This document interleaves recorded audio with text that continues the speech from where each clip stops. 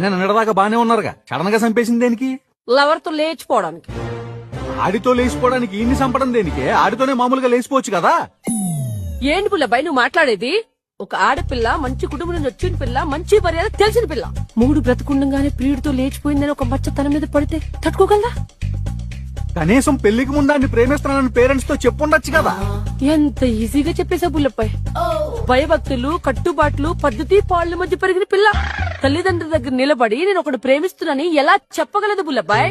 కనీసం అని లేపేసే ముందు కూర్చోబెట్టి ఒక మాట చెప్తే మనసు ఒప్పుకోకపోయినా మనిషిని బతుకుంటే చాలనుకుని ఆడే దగ్గర వీళ్ళిద్దరికి పెళ్లి చేసేవాడు కదా. ఎన్ని యుగాలు గడిచినా, ఎన్ని తరాలు మారినా మా ఆడవాళ్ళ మనసు మీ మగ్గాళ్ళకి ఎప్పటికీ అర్థం కాదు. ముగుడే దగ్గరుండి వేరే వాడికి పెళ్లి చేశాడంటే రేపు వాడు సొసైటీలో తలెత్తి తిరగలడా? తాళి కట్టిన మొగుడు నలుగురిలో నవ్వుల పాలు కాకూడదనే కదా వాడిని లేపేసింది. అంటే ఏ యాంగిల్లో